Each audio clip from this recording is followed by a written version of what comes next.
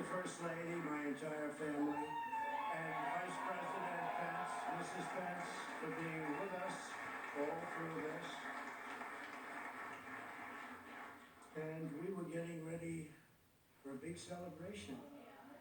We were winning everything, and all of a sudden it was just called off.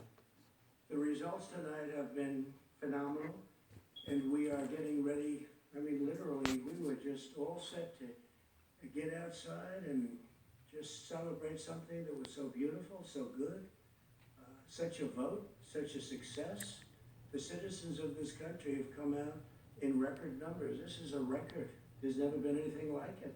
To support our incredible movement, we won states that we weren't expected to win. Florida, we didn't win it. We won it by a lot. And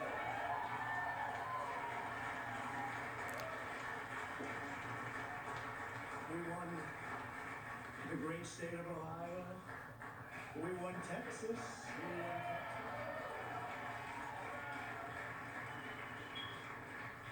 We won Texas by 700,000 votes, and they don't even include it in the tabulations. It's also clear that we have won Georgia. We're up by 2.5% to 117,000 votes with only 7% left. They're never going to catch us. They can't catch us. Likewise, we've clearly won North Carolina. We were up 1.4%, or 77,000 votes with only approximately 5% left. They can't catch us. We also, if you look and you see, Arizona, we have a lot of life in that. And somebody declared that it was a victory for, and maybe it will be. I mean, that's possible.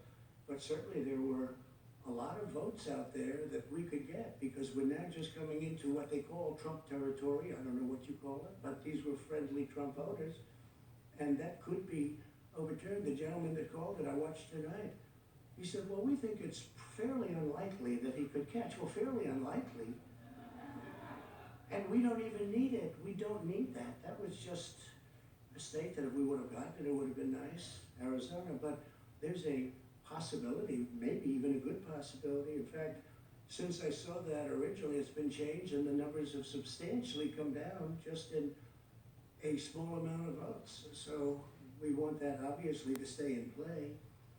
But most importantly, we're winning Pennsylvania by a tremendous amount of votes.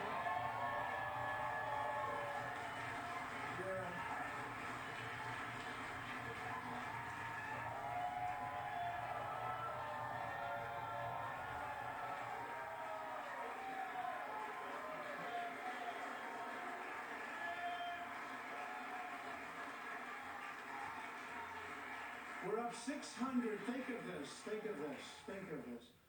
We're up 690,000 votes in Pennsylvania, 690,000.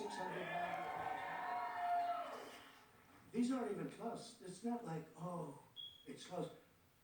With 64% of the vote in, it's going to be almost impossible to catch. And we're coming into good Pennsylvania areas where they happen to like your president. So we'll probably expand that.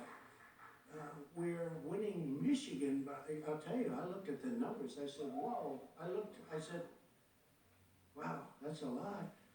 By almost 300,000 votes, and 65% of the vote is in. And we're winning Wisconsin. So we don't need all of them. We need, because when you add Texas in, which wasn't added, I spoke with the really wonderful governor of Texas just a little while ago, and Greg Abbott, he said, congratulations. He called me to congratulate me on winning Texas. I mean, we won Texas. I don't think they finished quite the tabulation, but there's no way. And it was almost complete, but he congratulated me. Then he said, by the way, what's going on? I've never seen anything like this. Can I tell you what? Nobody has.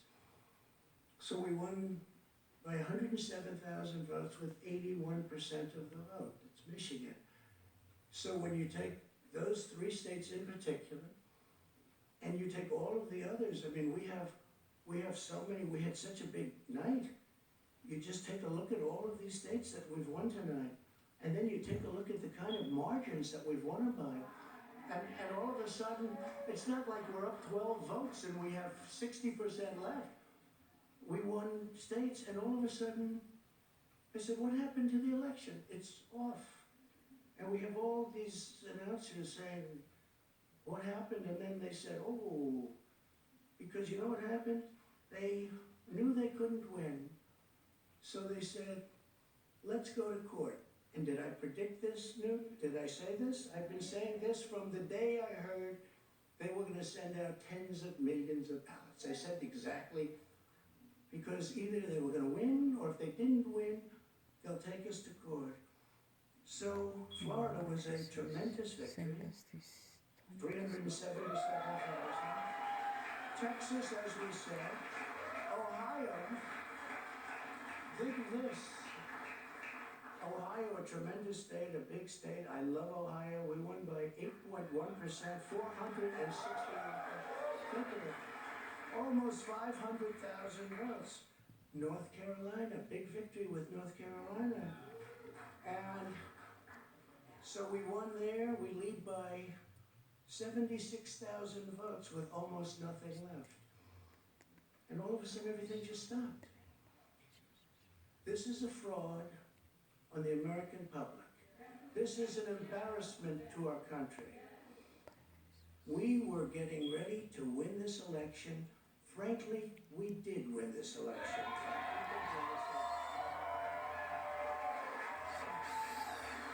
So our goal now is to ensure the integrity for the good of this nation. This is a very big moment.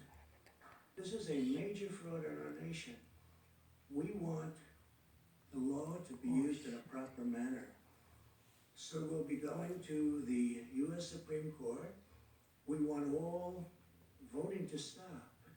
We don't want them to find any ballots at 4 o'clock in the morning and add them to the list, okay? It's a very sad moment. To me, this is a very sad moment, and we will win this, and as far as I'm concerned, we already have won. So I just want to thank you, and I want to thank all of our support. I want to thank all of the people that worked with us, and Mr. Vice President, say a few words, please. Please.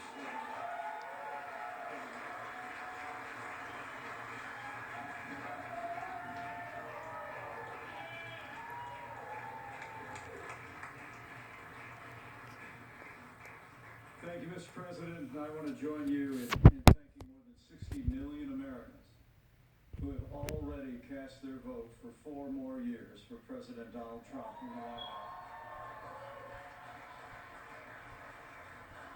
And while the votes continue to be counted, we're going to remain vigilant, as the President said. The right to vote has been at the center of our democracy since the founding of this nation, and we're going to protect the integrity of the vote. But I really believe with all of my heart, with the extraordinary margins, Mr. President, that you've inspired in the states that you just described, and the way that you launched this movement across the country to make America great again, I truly do believe, as you do, that we are on the road to victory, and we will make America great again. Thank you, Mr. President.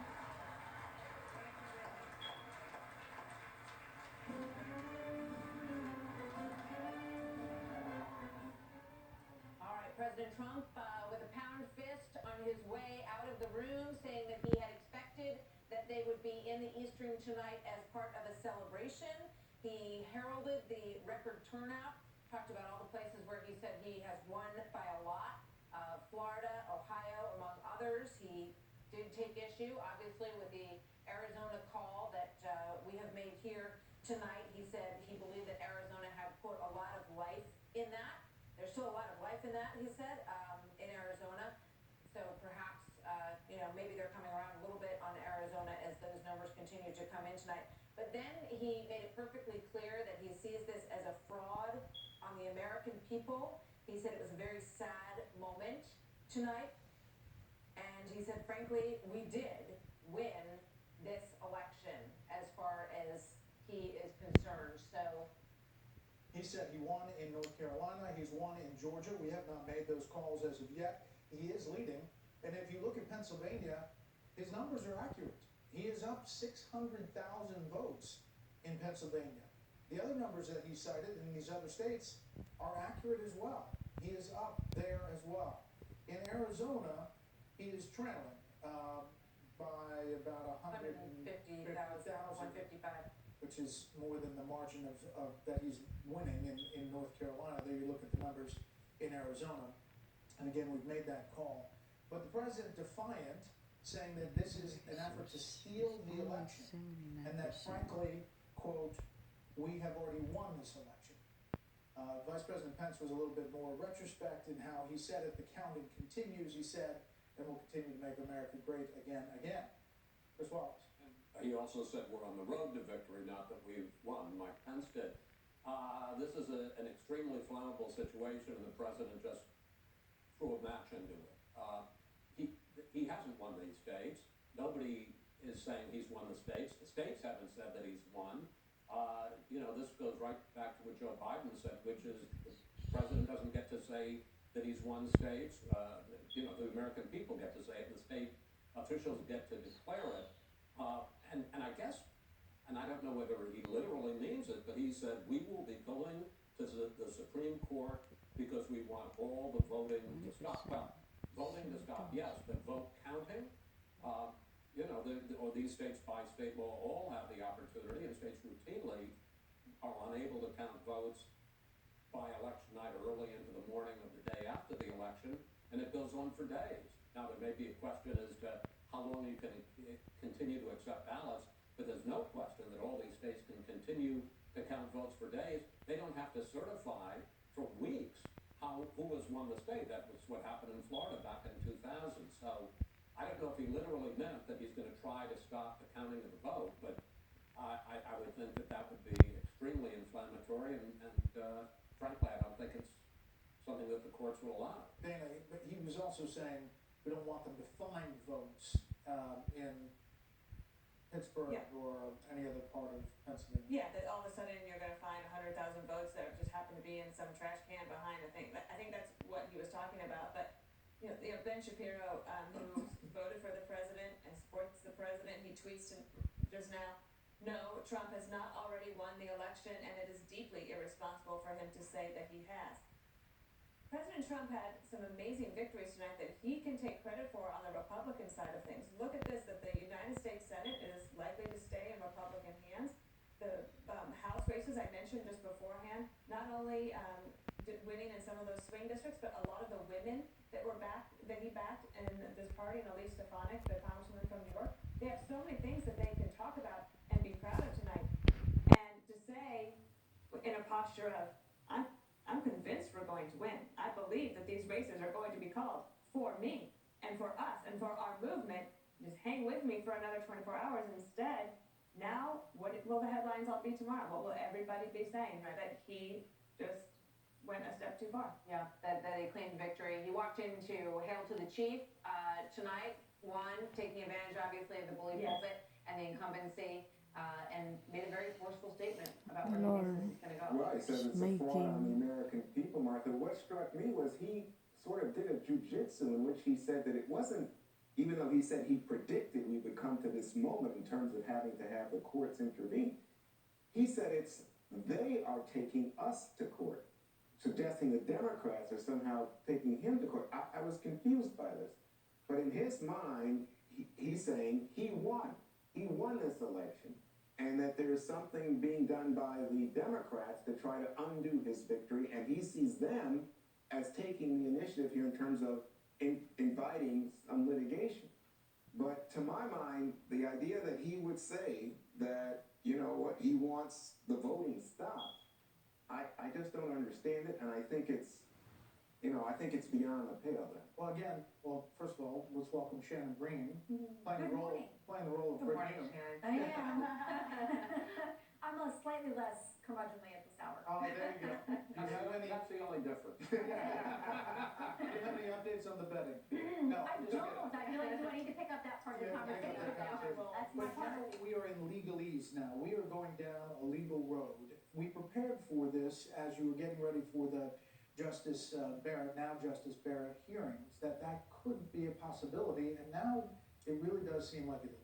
Yeah, especially if we're talking about Pennsylvania, there's been so much focus, and you guys had the legal experts on, Professor Turley and Andy McCarthy talking about this earlier, that the Supreme Court did punt on a couple of cases that people now have been saying, if they don't make this decision, it is going to come back to them, and there's now a very good possibility that happens. The Secretary of State there, or as they call it, the Secretary of the Commonwealth, has asked for these ballots to be segregated out. They come in past 8 p.m. tonight and through Friday. And Justice Alito, as I think it was Andy McCarthy talking about, joined by Justices Gorsuch and Thomas, said this may come back to us and that subset of ballots may be contested. They may actually get to a decision on the merits. Those ballots may or may not count. And so with everything going on in Pennsylvania, this is clearly going to be litigated. And that's the most likely place that it will ultimately end up is at the Supreme Court. What about the Supreme Court decision that they made, essentially extending the Pennsylvania deadline? And that didn't seem to fit with previous, how they approached it. Well, what they did in one decision was to not give an injunction. So they allowed it to move forward without deciding on the merits. Then the GOP in Pennsylvania came back to the leaders and said, well, can we get an expedited decision? And then they voted 5-3 against taking it up in an expedited fashion. So they haven't ruled on the merits of this thing, but Justice Alito and the two who joined him left this opening to say, you can probably come back to us and we could probably get to the merits on this on another day, probably hoping that it wouldn't come back to them, but now it looks very much like that's a strong possibility. Yeah. Obviously, Justice Amy Coney Barrett is now in the mix on this. She was able to kind of say, I can't weigh in on a couple of items as soon as she began wearing the robe. She cannot take a pass on any of this that's happening now, I wouldn't imagine, because it will be starting fresh at this point. Right. Remember that Senator Cory Booker, just a couple of weeks ago, when she was still not yet confirmed, said, I think she needs to recuse from anything that comes up to the Supreme Court that has to do with the 2020 election and President Trump. But then that begs the question, well, what about Justices Gorsuch and Kavanaugh? If you're just going to say somebody appointed by President Trump can't decide a case about him, then you'd have to say all three of them have to recuse. The Supreme Court Code of Ethics is set so that only a justice can recuse themselves. No one can force them to. There is, a lot of leeway for them to say, well, I have a financial interest or I know a party in this case. Very rare that they recuse. They do it, but no one can force them to do it. They have to make the decision themselves. And I see no reason why she would say, okay, I'm out. Can we go up to Bill Hemmer for a second? Oh, yeah, there you go. Hey, Hello. I'm the man behind the curtain. There you go. It is the Georgia, North Carolina. The president said he's won both of those states. We haven't called either one of them. We obviously haven't called this election. But Georgia and North Carolina, we talked to the decision desk. They didn't think that it was going to be called tonight. But where are we in Georgia? Georgia at the moment, 93% of the ballots are in. The president holds on to about a 3-point lead in Georgia at the moment. It looks to be pretty comfortable. But then you listen to the decision desk and think about the mail ballots that still may not have been counted. Could this change with 7% of the vote not counted? I guess it could, but right now it looks pretty comfortable for the red team. Here's Fulton County, Georgia, right? Biden, an easy winner, but that was pretty much expected. Here's DeKalb County. What we had about 2 hours ago, DeKalb County had an issue.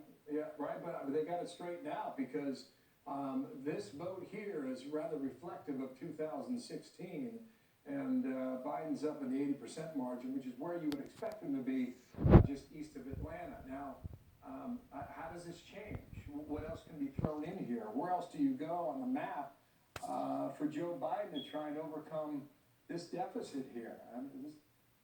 Cobb County, 2016. Here's where it was. I mean, pretty much all that vote is in there in Cobb County. Maybe it's up here in Gwinnett.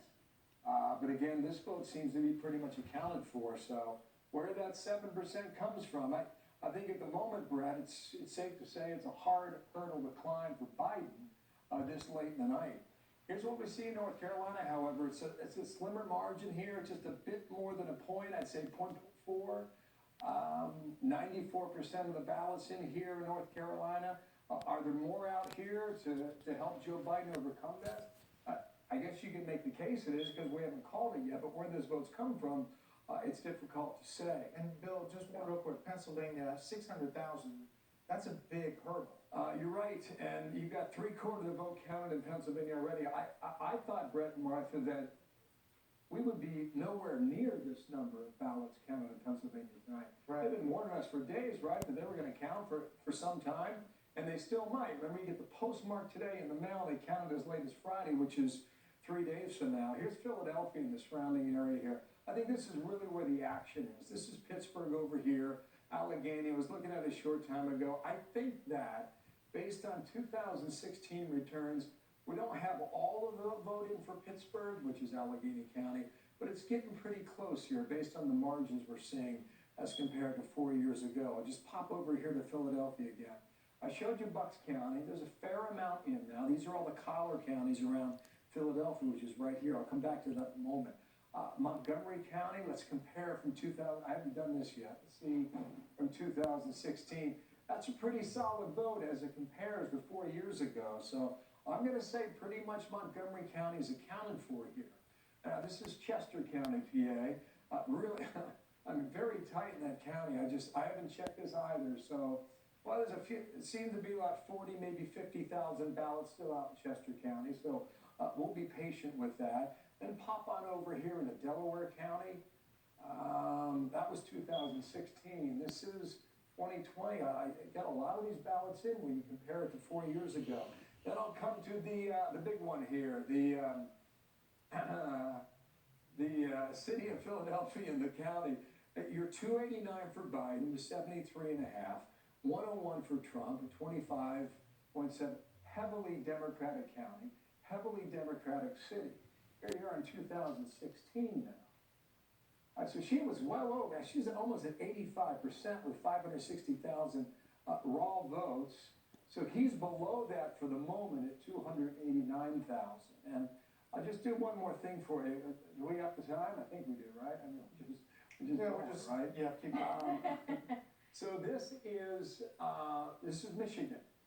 Now, I think this is really interesting. I mean, you got a margin here of about 250,000 votes here. Here's Wayne County. This is Detroit.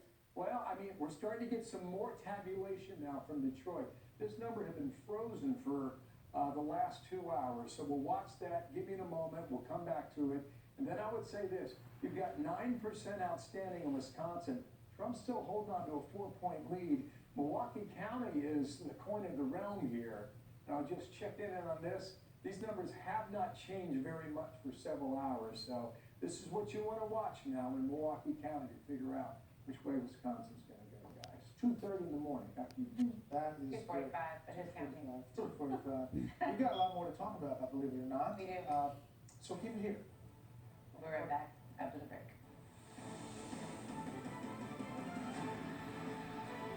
This is keratin debris, where nails significantly improve after using Nonix. Pick up Nonix today at Walmart, Walgreens, and Rite Aid. Sunday on Fox.